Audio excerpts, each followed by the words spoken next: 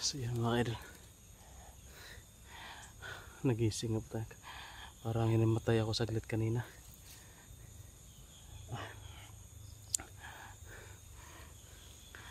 Nang nawalan ako ng malay, no? Kaya babalikan natin yung medyo tahimik na kasi babalikan natin yung location kung saan na palaban kami, no, kay Commander Sipsip, at hahanapin natin doon si Boy. Baka sakali na nandun lang si Boy, kasi parang medyo tahimik na yung paligid. Buti na lang nakatago tayo, no. Dito pa rin yung mga mutya natin.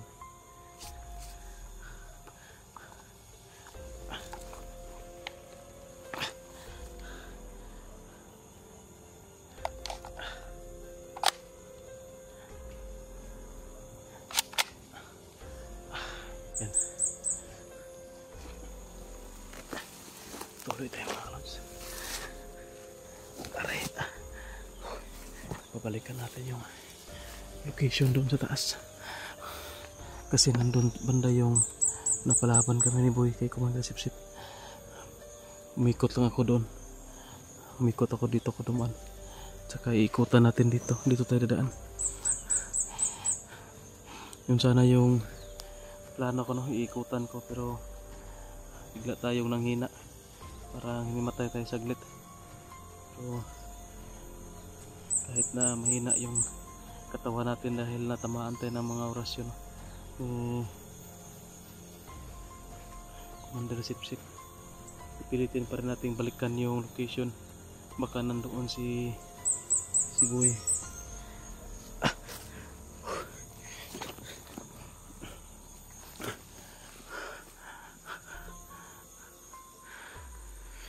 Huwag pa rin tayo magkumpensa mga kalods, kasi sobrang dami nang humahabol sa akin. Saka yung mga napatay ko siguro, parang siguro dahil nandoon si Commander Sipsip, baka binuhay lang ngayon yung mga tauhan niya na napatay ko, nadali ko.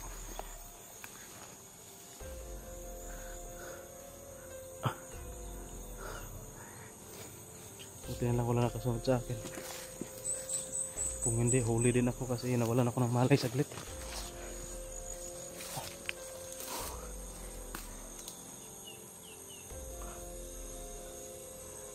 Tayo.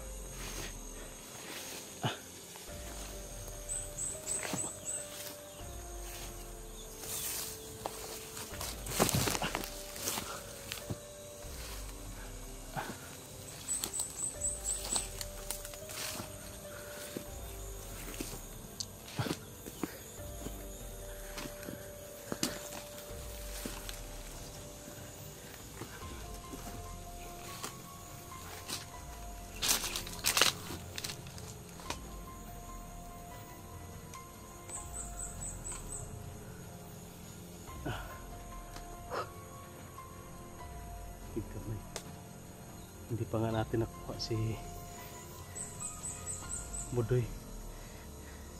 Si Boy na naman ngayon. Hindi pwede, hindi maaaring iwan natin dito.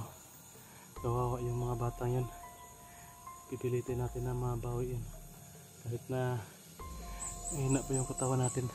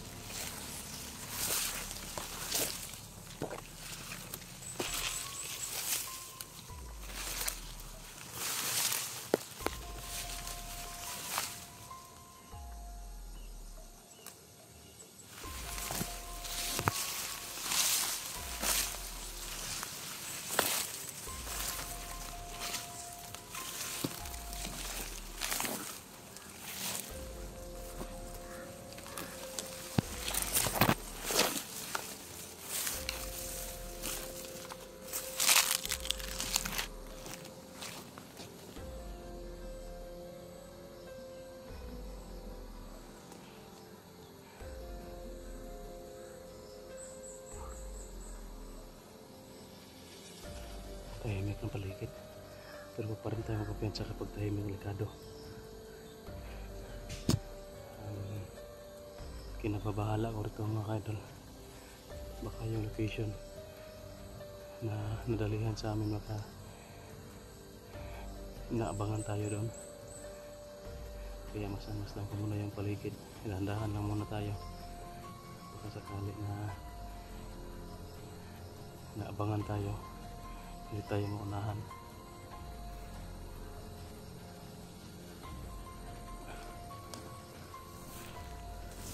Panti tayo.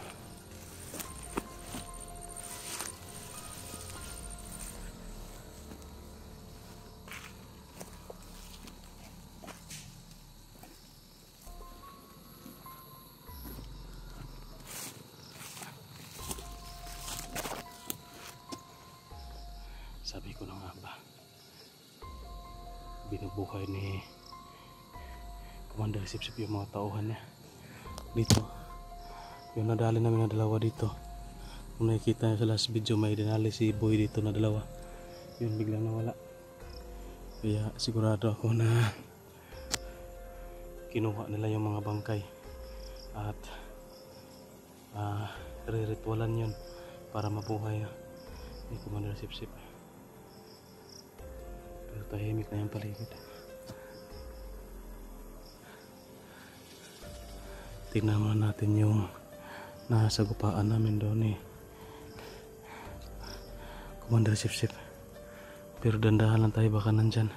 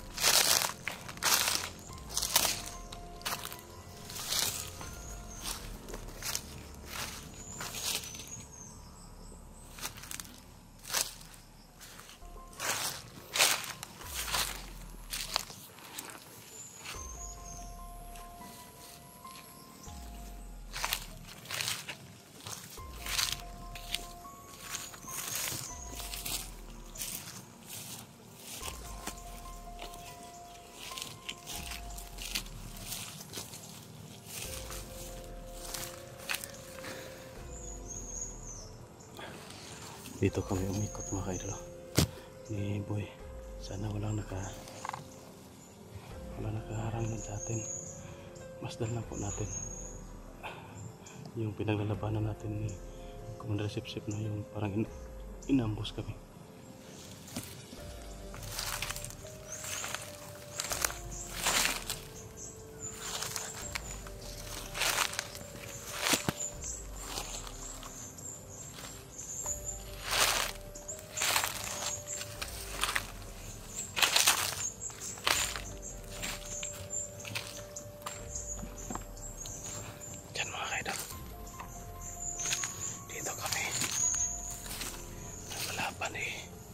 Commander Sipsip pero tahimik na.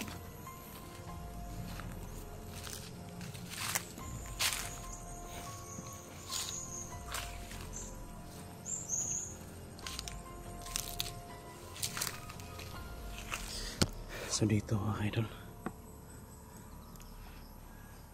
dito kami napapalaban ni Commander Sipsip.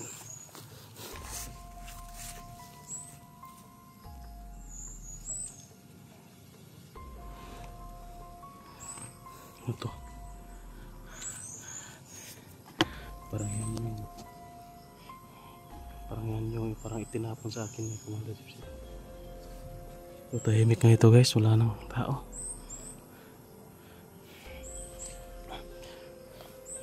Patuloy tayo. Ito parang may dumadaan dito.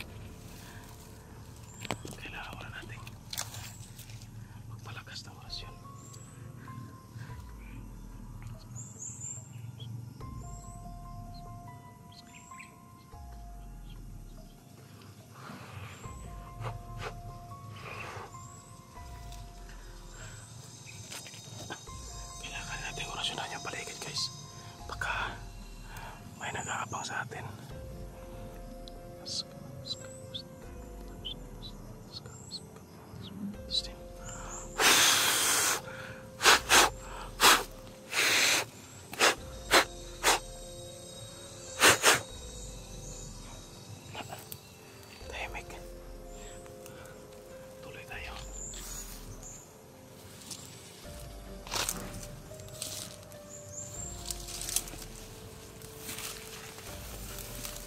Nandito guys, tuktok ng bundok.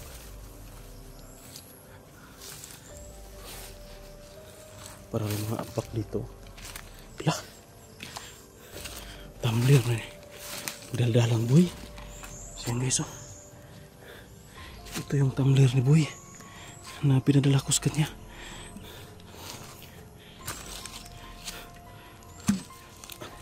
Saka parang may mga ano dito, mga apak dito.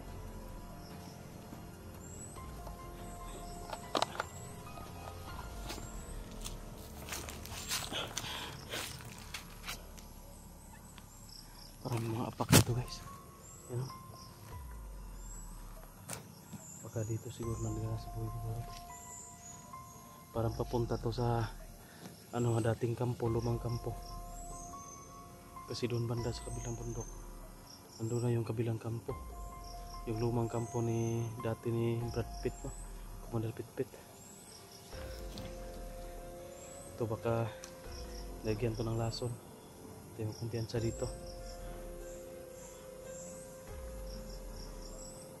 Tingnan natin ang tubig, baka may lason.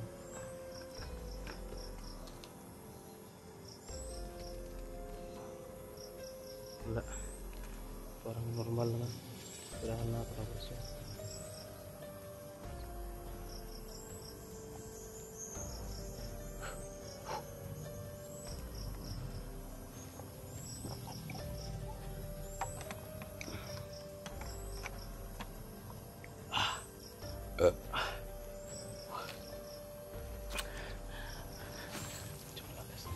Tayo.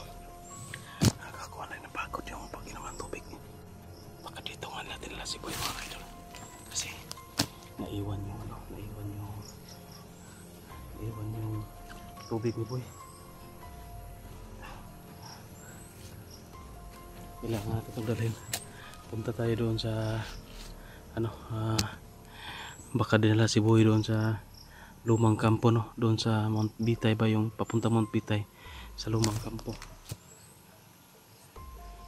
Kailangan natin makarating doon.